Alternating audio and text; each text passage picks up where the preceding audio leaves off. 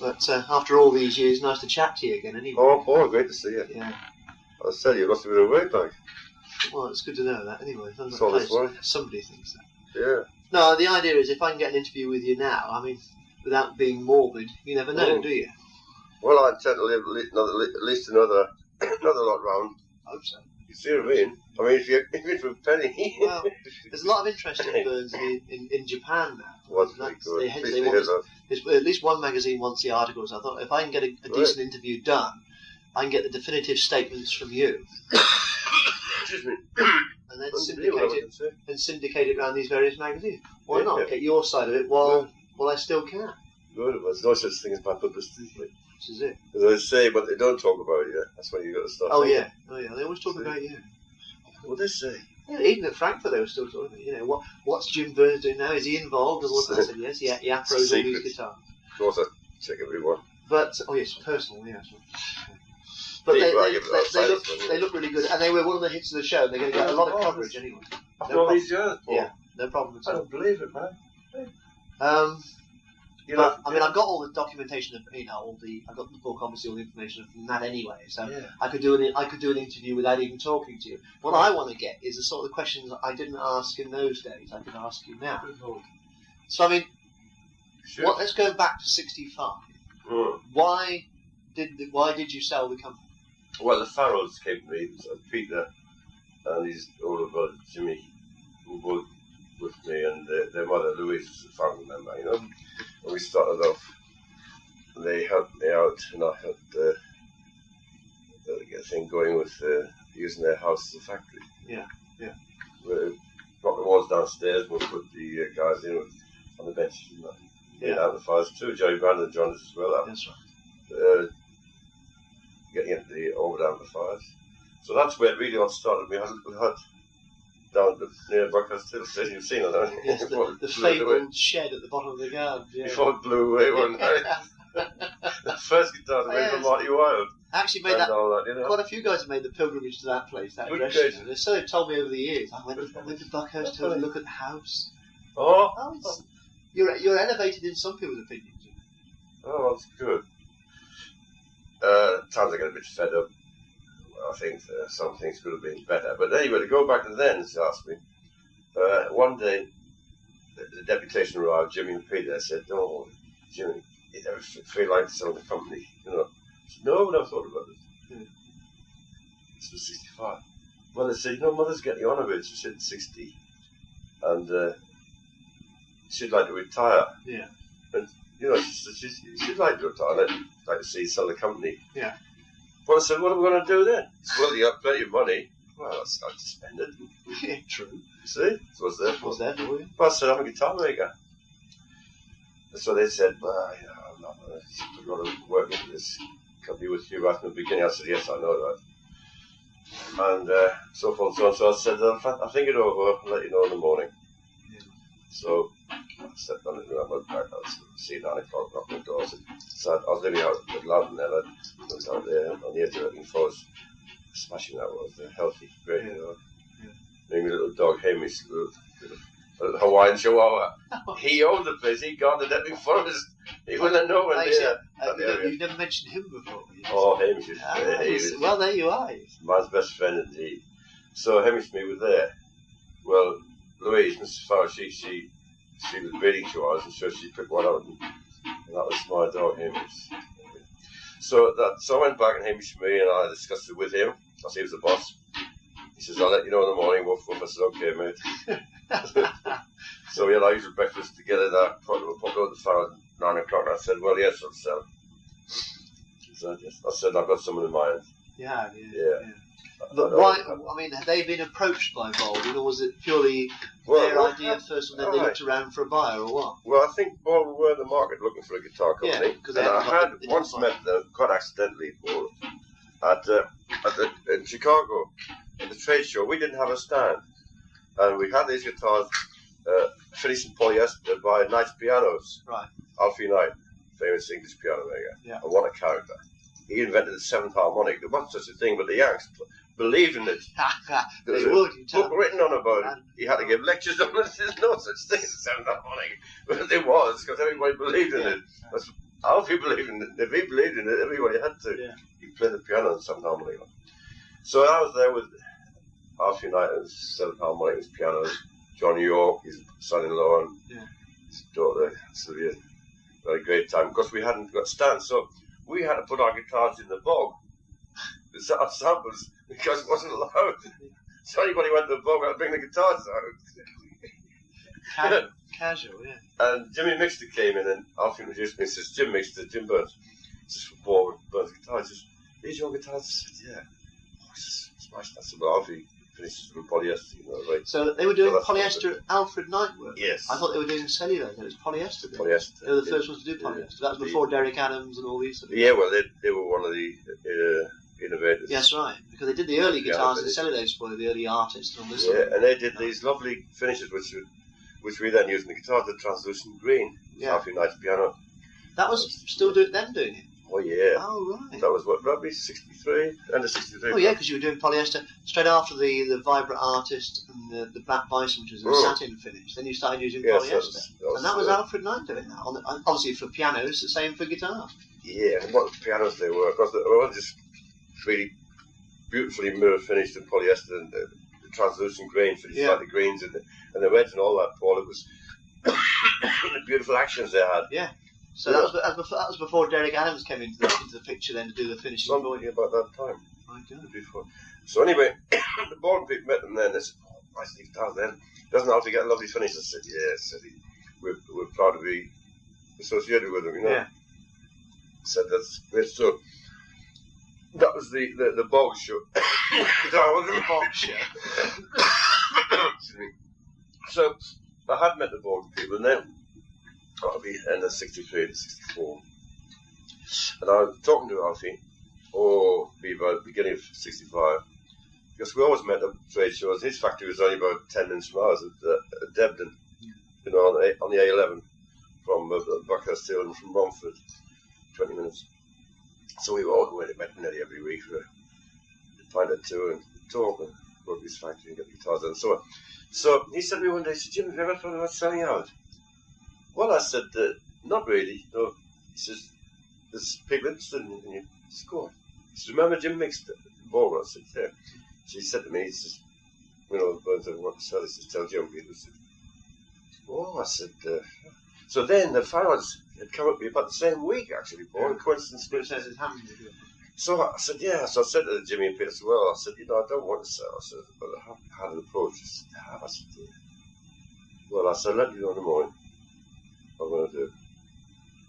So I rang Alfie, I did. So he says, I said, "Explain what's happening."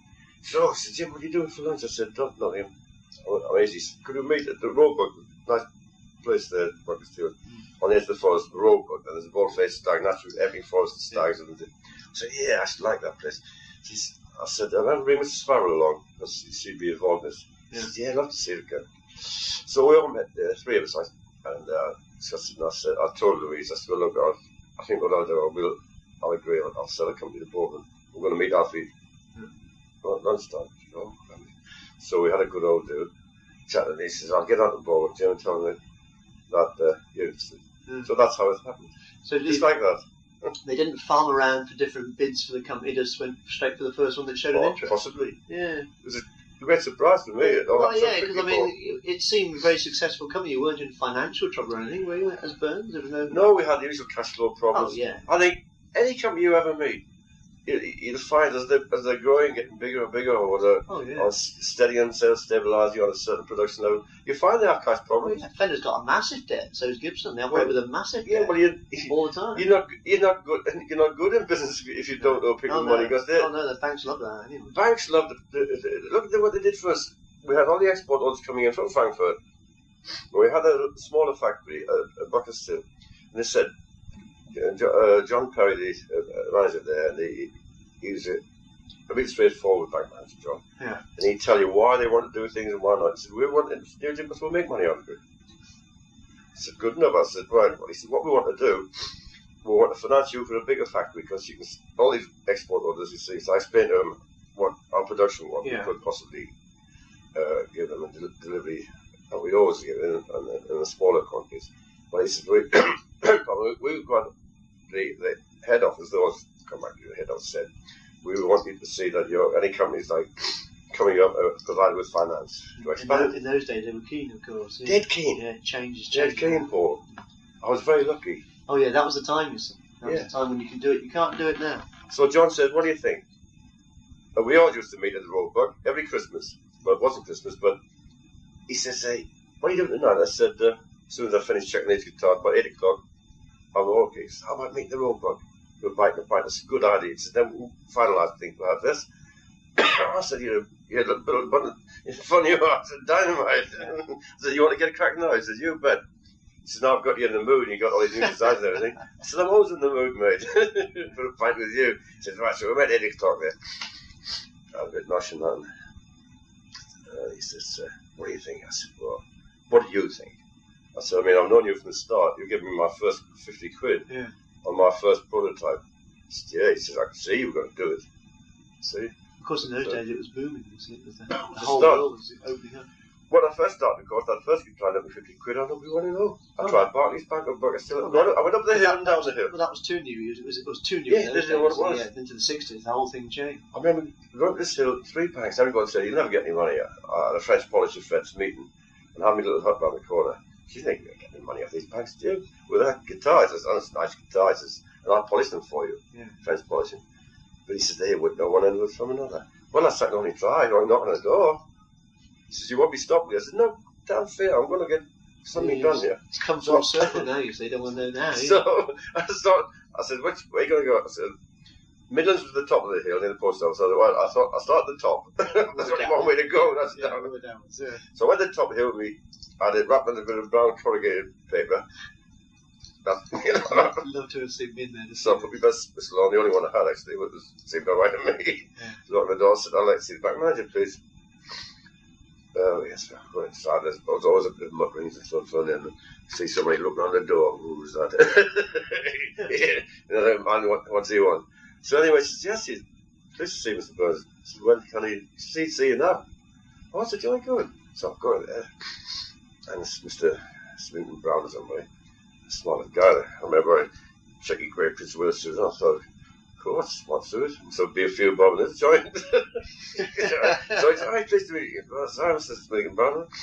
So what have you got there? Well, I said, it's a new type of electric guitar. So you got to start right at the bottom with people, you know. Oh, yeah. And you got to show them, see, that's the volume control there, it's the tone control, and they control the sound coming from your pickups. Explain the whole thing. Which the strings vibrate across the pole pieces, like disturb the current in the coil, and you plug the amplifier, like a radio set, you know. Oh yes, that's it. Then on your radio set, you got a volume and tone control. That's what you got on there. Oh, I see. That was my sales pitch. Yeah. And everybody understood that. Right. I didn't have to go into, you know. Not from the guitarist side, I did it from the layman's. Yeah. I give them a bit more technically if they had it. I said, well, you get a more bass sound here near the fingerboard there because the string has more amplitude. They like to talk technicalities. Oh, yeah. So yes, you know, your string is moving more. It's not the bridge is fixed there, so you get more treble. Oh yes, indeed, I understand that. It depends who you customer was. So you actually sort of feed them. Yeah, you get on their wavelength and they get on yours. Like financial guys who they were above my head, so I just have to try and tune into their talk. You know, well, if your collateral would exceed 7,500, oh yes, Mr. Smith Brown, yes, you know, trying hard to say, but I said, don't quite understand that.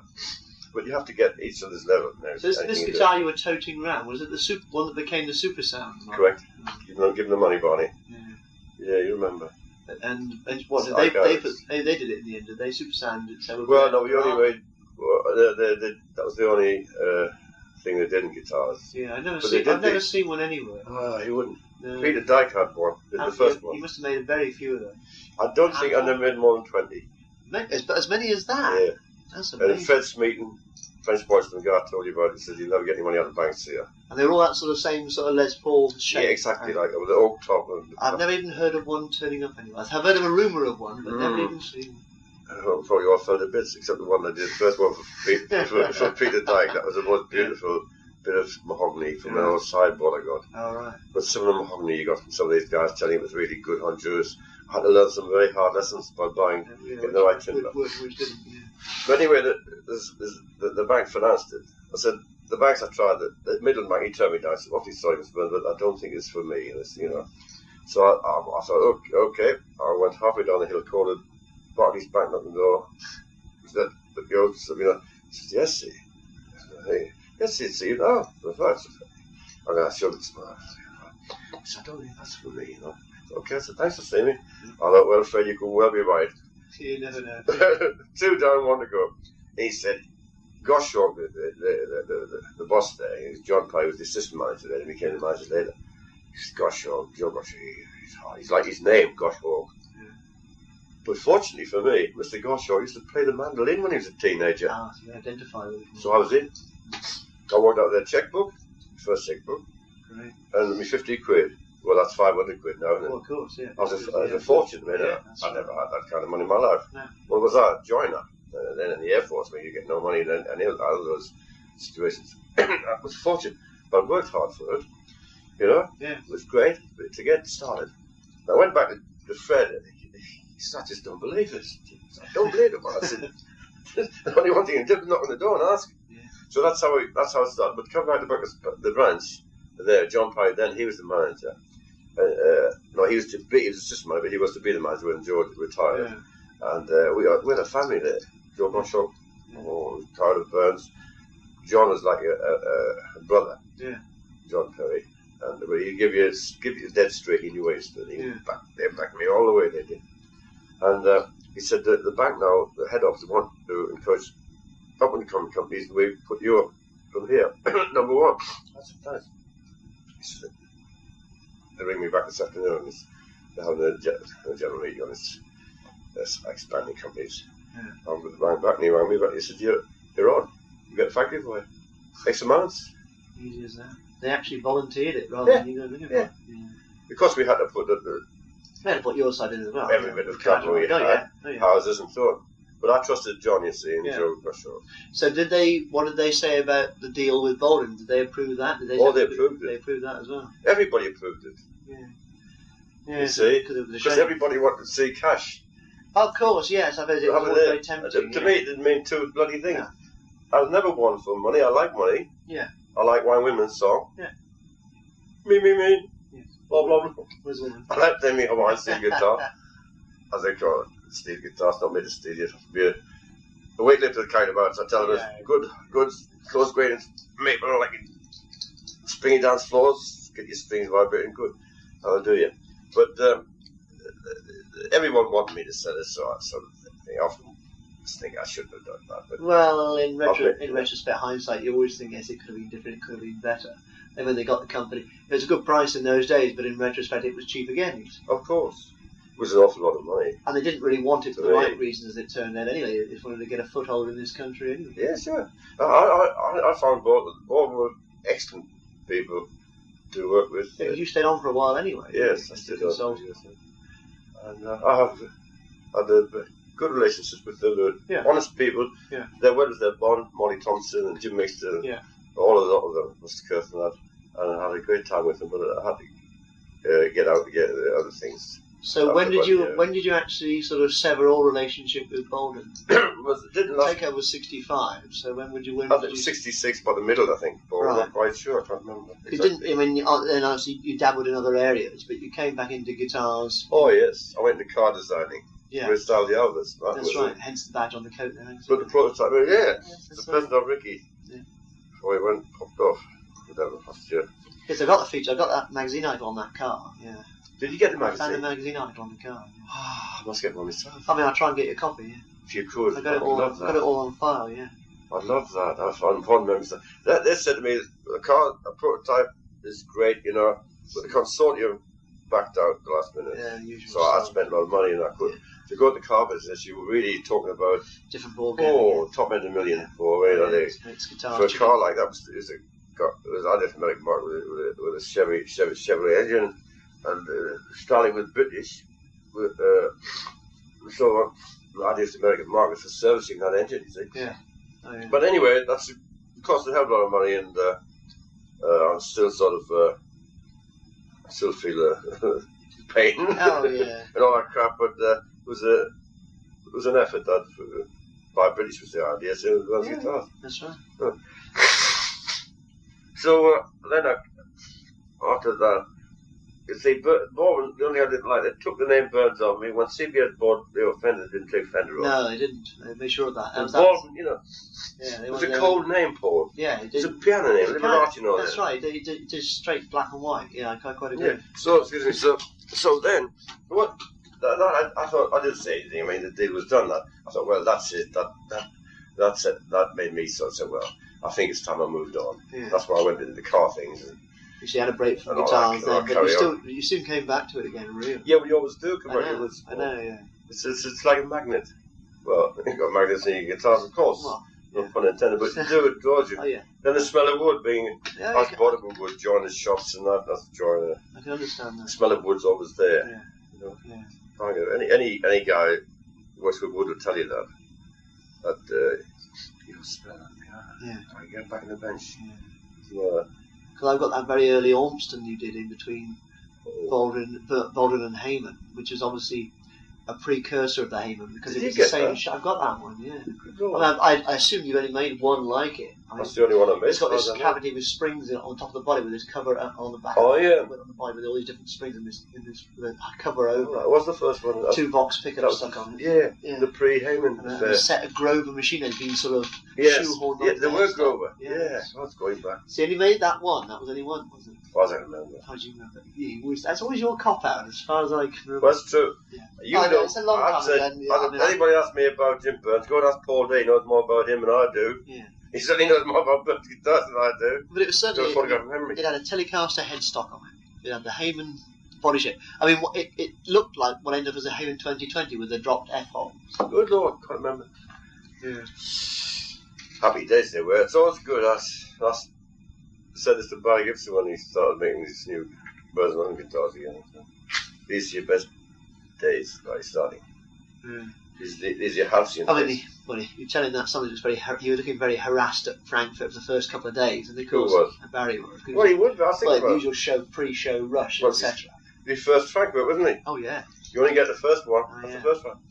And once he got the guitars on the stand and everything else, and he got getting a lot of interest. Of course, he got the adrenaline rush. Then he was. That's it. You see the fruits of your labour and all right. that. Oh yes. And doesn't that give you a boost? Oh yeah. And you need it. And do they look good? I must admit, they look as good as the old one. Well, seeing that catalogue. Oh yeah, they sound as good as the old one. That's the catalogue you've done. Yeah. You know, congratulations. Barry spent a lot of money on that catalogue. You and all the guys. Put a lot of money into that catalogue. Well, you would have in quality. Yeah. But you need it. I'm very pleasantly surprised. Because these are high dollar guitars. They've got to have high dollar publicity. You can't have a black and white duplicated sheet and say this is apologetic.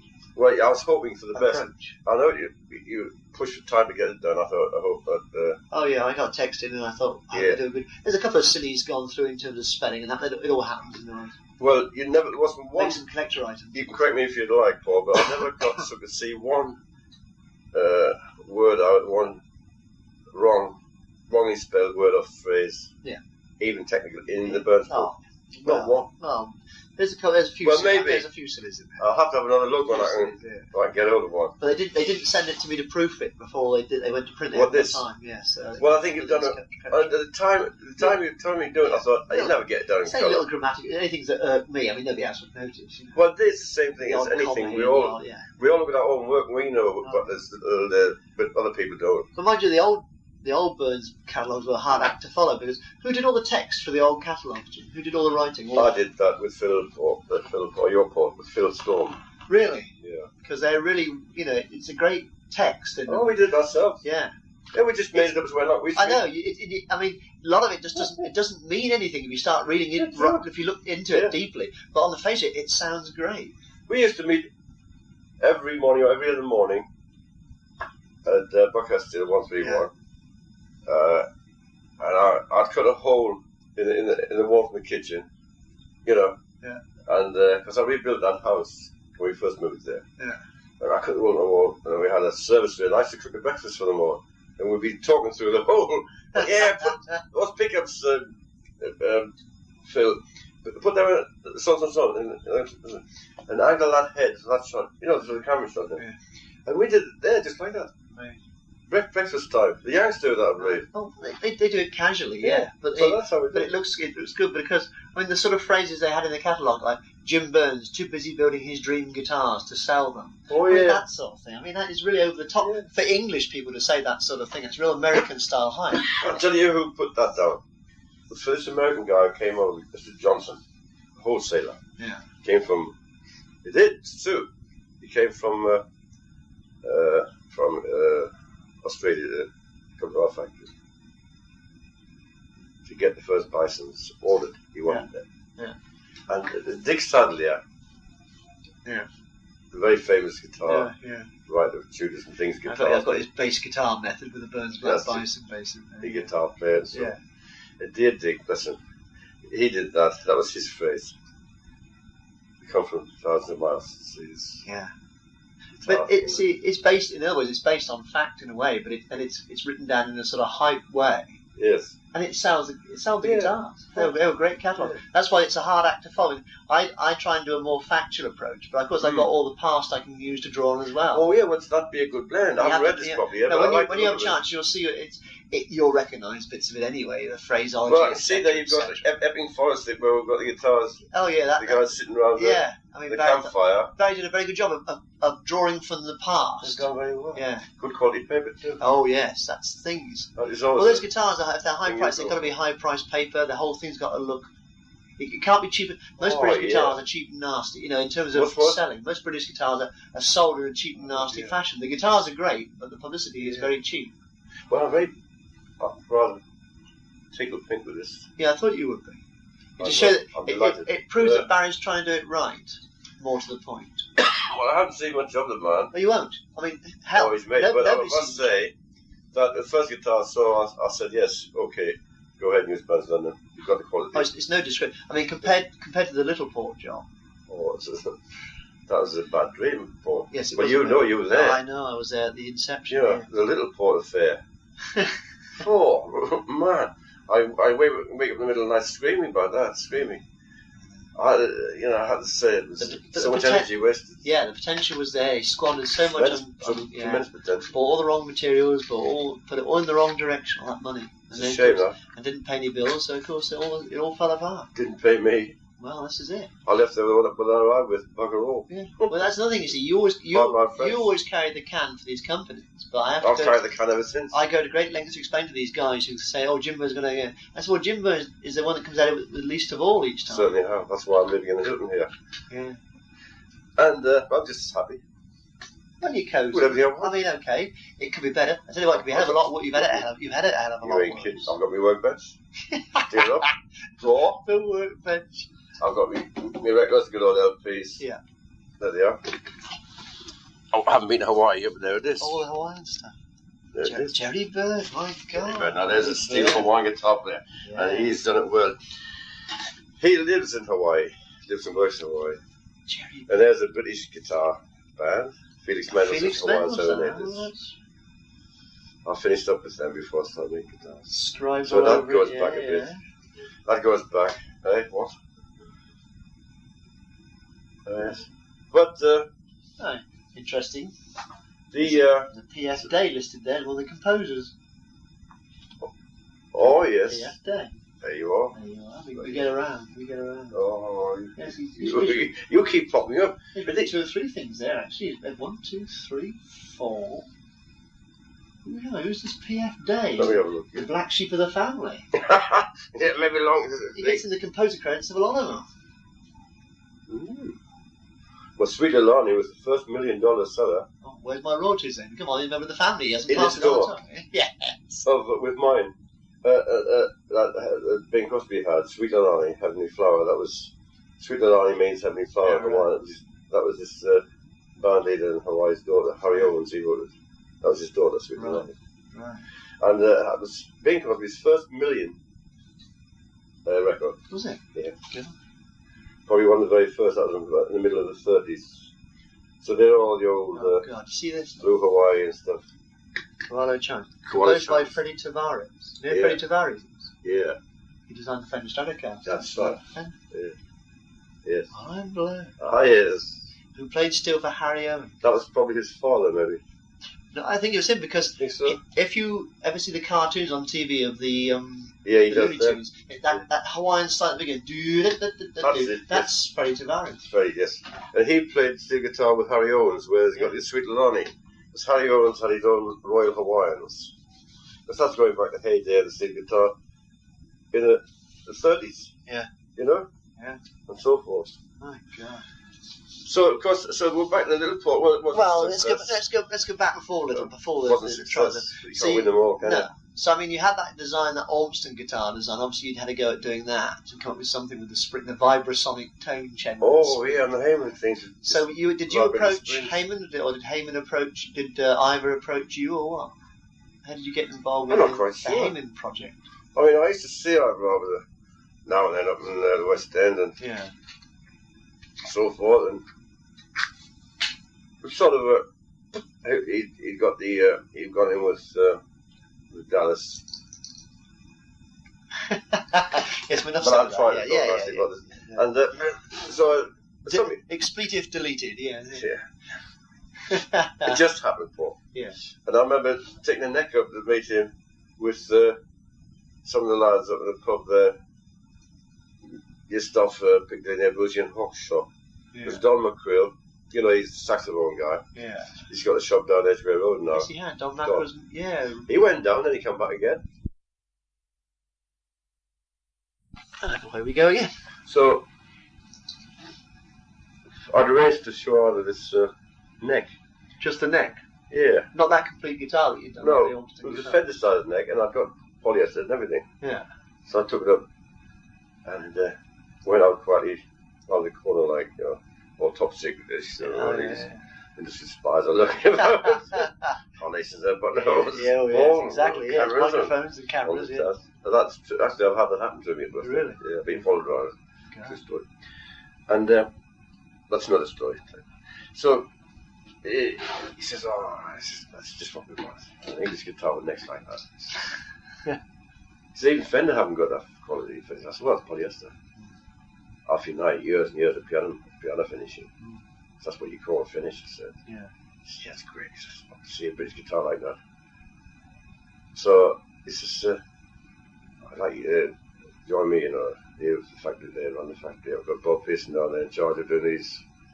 We've got what the old wax stock up next and bodies, put them together. He says, that's right, we're doing that. He says, I want our own to go with Heyman drums, Heyman guitar. Yeah, that's... Will you do it for me? I said, well, I'll think about it. Yeah. So I thought about it, and I made a quick decision, and I went there. Another quick decision, yeah. Wasn't exactly the best move I could have made, actually. Well, you could argue a lot of moves you made haven't been the best ones in the world, yeah. That, of course, is a very true statement. Yeah. You can't do a clearing. It's a crossroads there, you see, and you're looking that way, and you're looking that other way. Which one shall I take, A or B? You know. Or sometimes you take the wrong one. And erringly, you take the wrong one. Yeah. So I took the wrong one with the Heyman guitar driver over there, and I took the wrong one with little Paul. Yeah. The little Paul Fair, the little Paul Fabricate with Paul Day and Dick Parley, or Dick Parley left. Well, if it'd still been Dick, it'd have been alright. It was when Teddy Jip took over as the problem. So I took the wrong turning there. But the Heyman, I mean, that guitar that Olmston I've got is very much like the Heyman 2020 when it finally came out, because that one out the whole range is definitely you. Well, that would be one of the early birds. That would be one of the. Well, I've got some prototypes more together. Contribution to the whole thing. Yeah, they're the early birds. Oh yeah. Oh yes, because it's got the same F-hole, because the F-hole is very low in the body, which is where you put it on that prototype. Excuse me. Yeah. Yeah. Well, the. What are you looking for? Those roll-ups last you a long time, don't they? I mean, that's been off and on about 5 dozen times. Isn't it? Economy, dear boy. What are you looking for, man? The country's gone through a recession at Derby. I don't think bloody word. The cigarette that lasts all day. It's good. I want to show you. I want to flash my posh lighter. Look, the lighter to go with the jacket. Lighter with a gold light on. God. Oh. We don't hang about this area. No, I mean, you look alright. That's the point. I feel alright. I've done some here. You know, but all the other guys have come and gone. Well, I know Ivor's still there, but in terms of guitar makers in this country, I mean, once Jack went, that was it. Well, I'm a very lucky person. I mean, if you've got good health, you're quite blessed. Yeah. You've got a lot to be thankful for. I believe I'm very thankful. Yes, I do. So when did you bail out of the Heyman project? You didn't last in it very long. Bail out's the word. I mean, I certainly did bail out. It was a loss all around. You didn't stay around very long, did you? It lasted until 75 itself. Well, yeah. You'd long gone by then. Yeah, and I asked for my efforts to be appreciated, and and I asked for some finance. So certainly not. Bluntly, the attitude changed completely from when they wanted me. Really? Oh yes. Anyway, that's a sad story, and I don't really feel like talking. Well, no. I can understand. I'm sure you don't. I do, because it's interesting, but I can understand why you wouldn't. Yeah, well, I can't stand the thoughts of it. I mean, no. I just got married. I know you do need a bit of money at that time. So when did nothing. When did you get married? In what year? Oh, I was 70. 1970. Yeah. 70. Indeed. So it was after Burns, but after the heydays, you sowed your wild oats in the heydays, then you decided to settle down in 1970 and get married. Yeah, well, I saw a picture of Bing Crosby with Kathy Grant. He just got married. He's like, hey, God knows how old he was. I don't know what if he can do it, I'll have a crack at this. Yeah. I've tried everything else. Yeah. But I thought, well, I wouldn't mind having a son of it if I was blessed up. Yeah. To carry on the Burns name, and it wasn't to be. We had Selena Jane, who was. When was she born? Was a cracker. She was born at Eros. What year? 71. 71. Yeah. Well, it might be the end of 70. I'm a bit mixed up. It was at the end of 70 years. Yeah, I can't remember. I'm bad on birthdays. Not respect. Yeah, I'm bad on birthdays. Yeah. Anyway, so that was that. So you moved on from Heyman, and then you sort of left the business again for a while, I presume, until the Burns UK. Well, what happened then? Yeah, I went up north to see the family, stay with the folks for a while, and then my brother met Alan Wright, who had a couple of shops up there. He used to hand Burns guitars. He says, I met Alan Wright, and I showed him a photograph of that flight prototype you've got. Right. And he'd like to meet you. He liked the finances. Okay, so I met him and he started it off. So again, you made a prototype off your own bat, as it were, and of your own interest. That's right. And then, obviously, the interest spreads to something else. Oh, I'd like to market that and this sort of thing, refine it. What happened at the end of the Heyman thing? I was pretty depressed about everything. I can imagine. Yeah. I shattered, and I thought I had no money from it. Right. Which is pretty bad. A bit like Jack as well, because Jack was left high and dry as well. Very bad. That was. People should pay. So I was left this little site, and I said I would not feel very happy about anything. And Frida said, "Well, what are you going to do?" I said, "I'm going to design a new guitar and start a new company." Yeah. She said, "You got no money." I was sure. She said, "I said, sure, and how on earth are you going to do that?" Go on with James. I said, "But James, that's up to me to find out, Mrs." She says, "Well, I'll go home when you saw you now." I said, "Good idea." And they hadn't seen Selena. She was only under a year old. Yeah. Oh, it's only a few months old. So she took off and went back to Belfast, stayed there while I designed what was to be, I called the Concorde, was to become the Flight. Right. Yeah, that's right. The wrong name, the Flight. The Concorde was the name I wanted. That's right. And I made the prototype, made 2 prototypes, and I was talking to Peter Wilkinson. He was with Melody Maker, was he? Before he joined Sounds, I think. Oh. It was one of the two anyway. That's right. But he says, "James, what are you doing?" Because Peter and I always used to meet in Frankfurt. Right. He's with the MM and Melody Maker. Right. Not making music. That's now the same initials, and it's a good magazine that's making music. I tell you. Anyway, he said, "Do you mean?" I said, "Oh." He says, "When you come here, West End." Oh, it's how about tomorrow? Come on, we'll meet you in White Line. We're going to have a bit of a notch up a couple of pints. So I want to know what you're doing. Well, I've got a new guitar for you. Can you be with you? I said, "Yeah." "You got a prototype made?" I said, "Yeah." Oh, I said, "Right, I've got an idea." So I said, "Right, I'm coming." So I met him there at the White Line. That was nice. Where I had the Burns shop. Yeah. Right near the White Line. Yeah. And he said, "Oh, great." So I unveiled it in the corner. Gosh, look at that. It's like an airplane. So that's the idea. So bloke bet me a 5 I couldn't make a guitar that looks a bit like a jet. Says, "You've done it." So thanks very much. Yeah. So how about a competition with this, the prizes? He says, "I bet Jack Knight's out there." So he rang Jack Hutton as the manager, was the managing director. Yeah. Pete was advertising manager. And he says, "Yeah, he'd like to do that, Jim." I said, "Oh, great." So he says, can we have a photograph today? I fixed the time. I said, all day, all night, whatever you like. Yeah. Great. So he went to the studio and then took it down. They did some lovely photographs of it. I wish I had one left again. I was going to say, they've never surfaced. No, I don't know. That was actually, Peter might know whether it was. it was actually printed in the magazine, was it? They used the photograph, do you reckon? Well, What they happened? didn't when I did the competition. Oh, right. So they got filed away and forgotten, did they? Yeah. So what happened? But then I was in the middle of just got married and just with Selena Jane arriving. And then Singh wants to get the right people to back me. Yeah. And Peter was involved with that, you see. Yeah. Yeah. But then decided Peter wanted to come back, and I said, all right, come back. And we went up north, stayed with me, mum and dad for a while, and then that's when I met Alan Wright. Right. And he said, I was just doing like look and everything. So that's where this was called Flight, not Concord. But I said, see, whoever puts the money up. Oh, it calls the tune, calls the name as well. Well, I've gone wrong for years. People put the money up and they just place themselves what to do with my guitars, and I don't not like that. And unfortunately, you just put the role of designer and just put it shoved away into a corner somewhere. Yes. Yeah. That I do not like. So anyway, well, Burns UK was started with headquarters in his city music shop in Newcastle and one in Sunderland. Yeah. And we started exporting all over the place. You got Jack to make the bodies and Jack the made the bodies, Paul, Yeah. him and Norman. Yeah. The Burns guitars all over the place. It was, yeah. The whole thing was. Yeah, all over again. Only the pickups were let down from Rio. from Rayon products. They were That's what but he did. He just, I don't know. They were a joke. They really were. That collapsed in the end. That cut me into teeth and all that. Before Jack died, he left me the two prototypes. He had the two prototype Burns UK. He had the Mirage and the Artist prototype. Oh, they're the two last ones I did. Yeah, and he gave them to me.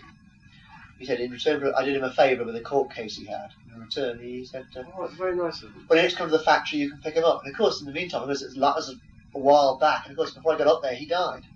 Good Lord. And his missus very kindly sent them down to me, which is very nice. Oh, Joe, yeah, very nice. Did she keep you all right? Well, I don't know, no, I don't know, but Oh, it's they sent me all the serial number records, how to identify the guitars and all this and that, which is very good. good. But it was quite interesting to get the two prototypes. They were quite different to the later ones. You know, these were the sort of factory prototypes to get the ideas right. Ooh. But the best guitar that came out of that Burns UK thing was the LJ24. Oh, it's cheaper thing. I did that. Designed that about half an hour. Yeah, well, yeah, but it's Funny that, isn't it? But in terms of pickups, the pickups were redone as well. I think either you did them or somebody did. Yeah. They rewound them or something. We did them in the factory. I took the flight one, which we might be Cut them down and then and we fixed them all together, so it cut the microphone out. Yeah. And they worked. It was a cheap little bridge I did. Yeah. I'm a local tour maker. Yeah, but it worked. I did a prototype in a few days, just like that. Yeah. Because we had our own space shop in the factory. Right. So it was done straight away without any delay in sending it out. You get sprayed and all that carry on. But that failed. So that was that went down in 77, 78 time, wasn't Oh, earlier than that. it? Earlier than that. Just remember, I met you in London when you were doing the Burns book, and then I met you again. I met you in a Russell and Tail. Then we were in touch about the foreword you wanted to do. That's right. You know. That's right. The book came out in '79. So, because 79. the book came out to coincide with the launch of the new company. Exactly, I remember. And you see, I didn't want that to happen because I had that book planned to be a hardback book. There's some more information. But Tony Jip and Co. pushed me into it, saying we want to launch the company at the same time as the book, or we want the book to come out at the same time. Yeah. I don't want to do it. I want to do it, another 3 or 4 months. Oh, yeah. It'd be a hardbound, properly bound, more information. But of course, it was a rush at the end. Typically, you see, and it came out as a compromise. It's a damn good book. It did the job. What an impact you made with it. Well, it worked. Yeah. And then Tony Jip, you see, he was great on PR work. He was great on PR, but I'm afraid he was too fond of this. Well, so I like it. I know, he was the wrong bloke to have with you around. I like it to drop his out, but it doesn't affect my work. I don't think so. Yeah. Well, of course, but he was a wide boy. He was what I call a wide boy. He used to employ some sharp tactics around. Very sharp tactics. Well, see, I didn't know. When I went to Pace on your behalf, it was Dick Palmy I saw. They were trying to get it. One I saw. I met him before I met. Yeah, because John Birch was involved with them first to do something, and he got problems as well. Oh. So I said, and then they shelved the whole project, and then your name came up in my mind. I thought, well, I want to be interested in reviving that project with you around. That's right. You were in desperate straits at that time. Certainly was. I mean, that was a real bad time. Everything had gone wrong. Yeah, that was a very low time. Everything. So at least he got you out of that. Divorce and everything. Yeah. It got you out of that part of your life up into the wilds of Liverpool. Well, it did one good thing. The Burns book arrived. Yeah. Right? Yeah. And you combined with Tony and Chip, because he was good on publicity. Yeah. If he'd stuck at that company would have been another Burns thing. He's good on PR, I'll give you that. And you've been good at PR, and you done the book. You blended it with him perfectly. Oh, yeah. Then I came in with my designs on that side. We had a great team. Yeah. Right? Yeah. And the book came out, Burns book came out at the same time as an international musician with all the publicity in that separate booklet. I know, the Burns issue that was a really good issue, that. So it combined beautifully with your Burns book. Oh, you couldn't move anyway without seeing the name Burns all over the place. Oh, yeah. It couldn't have been, the timing could have been better, and the actual prototypes of the guitars, the magazines, and the international musician thing with Richard Desmond. Yeah. Everybody did 100% job on all that publicity. Yeah. And I did I had 2 prototypes. That's right. Didn't I? That's right. Or 3, I can't remember. Yeah, the Scorpion and the Steer. Yeah. Scorpion, Steer, and the bass, that was it. That's right. Guitar, bass, Scorpion, bass, Scorpion, Steer, Steer, all guitar. That PR out of that. Yeah. All the PR out of that. Yeah. Two Got designs. the whole buzz going, you see, because it was right, something to write about. It was a very lean time for the press as well. Looking back, if you look back, I hadn't noticed it until I looked back in recent months. It was a lean time. There wasn't much else going on. So of course they latched onto this, and of course it was great. Oh, I see. Every magazine had it in. The Beat Instrumental had it in at the time, and whatever it was called then, or whatever it was just great. And International Musician. But it was no hardship to get PR work for you then. But what they should have done was they made the wrong models first. They should have brought back the Marvin and the Bison first, and then brought the new ones out. Yes, could well be. But Tony Gibson and me found no, and it was his decision. It wasn't you pushing. I know that because you were quite happy either way because you were so. You were so pleased to get back where you were. Yeah. But I'd have made anything really. It was a good factory. It's a miserable part of the world to be in. I've never known a place as cold in my life as that. It was bloody cold. Oh, it was awful. I used to walk down. I was dealing with pig farmers and all that, the road. I used to walk down every day, keep fit. I stayed with Tony a couple of times. It was so cold in that bed at night. I was in bed fully clothed. I should have got water bottle, a couple of bricks or something, hot bricks. And I thought, bloody hell. And then the first Frankfurt show we did, which was 79. Oh dear. Was it 80? 80. And the guitars had great finishes but didn't work physically or electrically. Pity, yeah. And next year they had the finishes, they had all electrics were a good guitar, and they were painted in a garage down the road. Yeah. And I thought, I'm bailing out of this. This isn't going anywhere. So I distanced myself very much from that because I thought, my God, okay, Jim's still there. So he's still got a roof over his head. That's fair enough. Then I heard they ditched you as well. I thought, oh great, Burns Company got rid of Jim Burns, so that's doomed now. Yeah, they thought they had, but I broke into the factory. Did you? Yeah. I locked them all out. Did you really? Yeah. Oh, I was the bloody factory. I saw John. I was a squatter. I was a Burns guitar squatter. I met John Drake. You know John Drake? Yeah, John. Yeah. I met him a couple of years ago. Yeah. Yes. Jeff McQueen, of course, he does a lot of work for TV now. I've seen the bill. Yeah, the bill. He made a fortune out of it. He must have been a fortune. I hope he remembers my royalties because he used to ask me what to do. That was when he was writing the book there. Yeah. So I'll probably do very well. Like you with your royalties. This year, next year, sometime, never. For royalties, it's a rip-off time. But...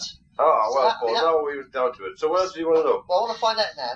That petered out in 84. That petered out in 1984. I'll tell you when exactly for me it finished. It finished in May 83 when I left. Right. And I signed on his Royal Majesty's establishment. Did you really? For the first time in my life. Yeah. I was bloody glad to know. Yeah. At least it's got some regular money coming in, yeah. Former I'd eat and of the odd pint even. You really? Yeah. I didn't know where you went. I didn't know. Of course, I was divorced there, and everything was. It was a very low. Another low point. A low point in my life. Peaks and troughs with you, though, isn't it? I'm never in the middle. Yes, right. It's never in the middle. It's all one extreme or the other. Yeah, I'm either right or right down. I think this is the first time actually you're roughly in the middle somewhere because you're not reliant. I'm in the middle. I'm a few months older, of course. Yeah. But you're not reliant totally on the guitars. This is the point, you see. It's an added bonus when you get from that. It isn't the be-all and end-all. Okay, you're not living the high life, but you're not reliant totally on the stand. Well, I have a level kind of life. I'm going to make myself a new steel guitar. I don't miss the other one. So I have no old Hoffner. I've got that off for Ericsson or Wireless. I'll make one soon. I start now. He makes these steels. He plays pedal steel guitar himself. Right. So he makes these steels. Give me that. So I've got no excuses not to start practicing. Now, I've got my new pickups. I must put them into production sometime. My new finger picks. Finger picks. For finger picking guys. Right. Yeah, it's an idea I had years ago. I never marketed them. I think I said I'm not going to send them up. I promised Eric, so I'm not going to send them for you. You see what you think. Yeah. Maybe Jim Dunlop or somebody might be interested. Make some for left-handed guitarists as well. Thumb picks for left-handed guitarists. Oh, there's no problem. That's right. But nobody does. Certainly. KKV was a lefty guitarist and he got a thumb pick and he couldn't. He was lefty. I never thought of that. Yeah. I want to do left-handed. Finger picks are fine, but thumb picks, of course. Yeah, finger, of course. Yeah. I've got some about, yeah. I've got some about somewhere. There we go. One of your buttons, sorry. You got a cough sweet? No, thank you. No, very good, yeah. Dr. Burns. No, but so I mean, like Pep Bill. Your career actually. Got the iron in there, you know. I've often compared you with the British Leo Fender, but I say your career actually parallels a guy called Sammy Mosley in America. Oh yeah, I've seen him. He had lots and downs in life. I've seen photographs of him. And whenever he had a down, he retreated back to religion. He used to go in as a gospel preacher. Did you really? Well, I pray every night and every morning. Yeah, you say you haven't got that second string to your bow. I'll have to pick somewhere. That's all right. So I mean, after 83, the Burns, Jim Burns actualizes, then you sort of retreated out of the business because then. Actualizes. Oh yes, I got out of it. All. Yeah. Yeah, went back up north and signed on Her Majesty's as your father, and then I took a real break from guitars until now. So I need to know these things to fill in the holes. People say, well, where's he been between now this now? So I can put out, I'll be involved in other areas, in other activities. There was been all kinds of people sort of coming along to me and say, well, are you going to make any more? I said, no, I'm not interested. I just don't feel it. Well, he used to come on the phone to me saying, I met somebody who's going to do this and that. You know, I always blew cold on it. Well, you always did? Yeah, I know what happened because I know these guys. I'm afraid it's what I call on the night enthusiasm. No, I'll talk of it. In a pub at night time, having a chat. They say all sorts of things. It's the beer talk. Of course it is. I've met so many guys. It's nice to hear you saying that, actually, because a lot of guys think you don't even know that, but you are aware of it. Oh, don't I know it? Yeah. Perhaps I didn't know it at first because I never got that.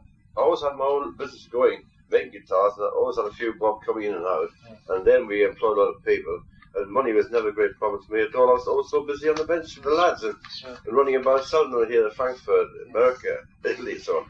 But when you get, and they come in again, there's a different atmosphere, different people about, and everyone's sort of trying to jump on any kind of bandwagon they can grab. Oh, yeah. And if they see a geezer like me sort of not doing anything and obviously not in the money, they think they can just sort of grab you. Oh, well, that did happen. It happened with the Heyman guitars. That's right. I didn't know that. It happened with the flight guitars. Yeah. And there was the Jim Burns guitars.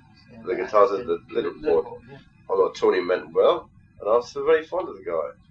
But I had 3 lots there, 3 companies I was involved with, and all no good to me financially, and I have very good memories of them. So, your biggest asset now, of course, is the name. It's what Barry saw. You see, he knew he could make very authentic guitars, but the optimum thing was put the right name on them as well. Yes. And he did it right. I mean, he could have gone ahead and used the name anyway. Yes. You couldn't do anything about it. Yeah, I know that. I mean, you hadn't got the clout or anything. He actually did it a gentleman's way and approached you, wanted to get you involved. Yes. And I still say to Barry every week that you are still his biggest asset. That's right. Because what I would have liked in an optimum situation, if this thing expands and grows, it'll grow slowly, but it will grow. Oh, but that's the way it should do. Yeah, I know. But sometimes you come on to me and you say it ain't going fast enough, but it's slow. Oh no, I don't. No, I'm a great believer in a very slow build-up. The Burns company. I know I made my first guitar 50 years back in 1944. Exactly. My first electric guitar. Yeah. But that's 50 years ago, Paul. It's a long time. But before I started the Burns company in 1960, I'd gone through, 20 years there, making the odd guitars, many steel guitars. Burns wheels and all these. And then I came to London and I started doing repairs for people like, what was his name, Ted Heath, the Scotch guy, fixing his pickups on his committee guitar. And I worked for Selmer's their guitar repairman. I worked for Dallas. Did you? On their guitar. I used to supply guitars to John Williams' father for his music school. I didn't know you worked as guitar repairman. I mean, you did the well-trodden route that they do these days, but of course in those days you weren't aware of that well-trodden. So you did all that stuff? I was a guitar tester, repairman at Dallas long before I ever joined them. Long before he ever joined them. And I was in charge of their guitars. It was pretty small unit, but I used to get these cheap Spanish guitars, as well as solid from Spain, I think. And I used to set them all up again and do the frets, loose frets, refit the frets, stolen fingerboards, set the necks up, chuck out bars that are not any good on the burn them. And I used to make them into a really good playable Spanish guitar. And he used to buy them. Les Williams, John Williams' father. Yeah.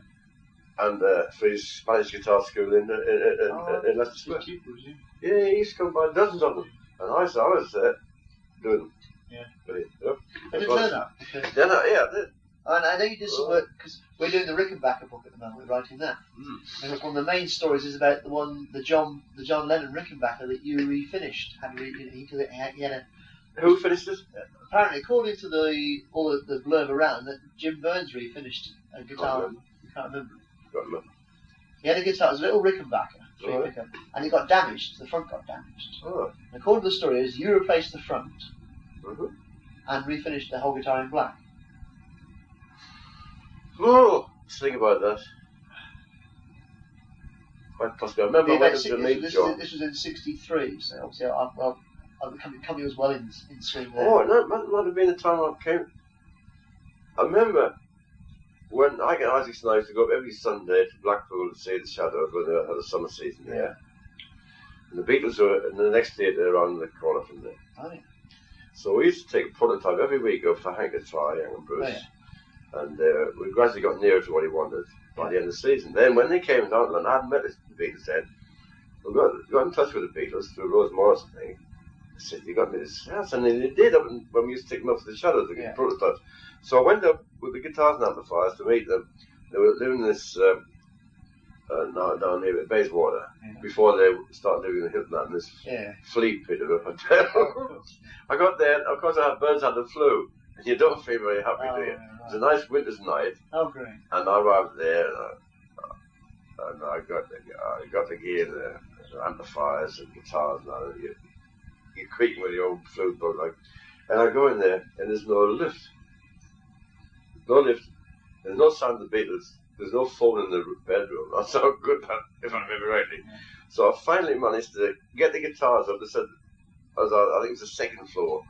So by the time I got all the gear, I was knackered. You know, I thought, what a way to do it damn.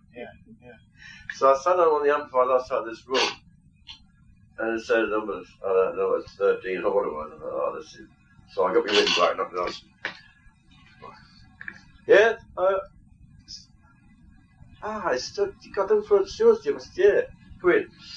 John was lounging back on a bed like that with his road manager, what's his name next to him. George was saying, Ringo opened the door, I think, and Paul had gone out on a date. So that was the time I met them. Yeah. But they still stuck Rickenbacker, and maybe that was when I maybe got the guitar from. I can't remember that bit. I know you did. I'd probably, if I did, I'd just give it to Jack and say, "Will you fix this for John Lennon?" I think that's probably how it went happened. To you because if I think, well, who's the best company in this country making guitars? I mean, there's only Watkins or Vox apart and Grimshaw apart. Nobody was it. So probably kind of. We were all sort of a little group. Like, you did Bruce Welch's Vega for him at the time as well. Oh, well, I think what I should do. Because I was starting to get out to a lot of exhibitions. Yeah. And Jack was well handled in the factory very well. Yeah. I didn't have to stay with him all the time. He got all the wrinkles and that. Yeah. And I would just go up to the next. I'd just say to Jack, well, there's a couple of phone calls that might mean the Beatles get hold of John Lennon and get hold of, who was the Vega? Bruce Welch's. And Bruce Welch fixed them up. Yeah. And they would do that. That probably never saw. That's how it would be. A lot of guitar companies used to do that in the old days, so why should it be any different? Yeah. You see, Ivan Merant's shop in London's been sold. Oh, is Ivan alright? Yeah, apparently it's been sold to John Hornby Skews. They bought it. John. Apparently John, I was talking to John at Frankfurt, he didn't want to get into retailing, but apparently Ivan Merant's made such a good offer, but the shop's at a cheap price, and I had to buy it. Good Lord. I would love to have a shop again. I know you wouldn't, but in this day and age you wouldn't. Oh no, I advise strongly I against that. No, the retail business is not for anybody these days. Not even for it's certainly not for the faint-hearted. It's not for anyone. Yeah. Well, I shan't buy that one. Then I'll go and tell go him. get something I'll go and else. tell that fella tomorrow. I want me 50 pence back deposit. Yeah. Right. I'll be heartbroken. It's just that I just needed some information from you, Jim, on this because. Right. Is there anything else then? I'm just trying to think of anything else. But you're going to buy me a drink today, aren't you? I might have to buy you a drink, yes. Well, I thought I haven't got any money. That's right. Pay this tomorrow. Actually, what I shall do. Let me just terminate the interview. It terminates the interview with Jim Burns. That's me, beautiful. 28th of March 1994. The words from the man himself. I'll do.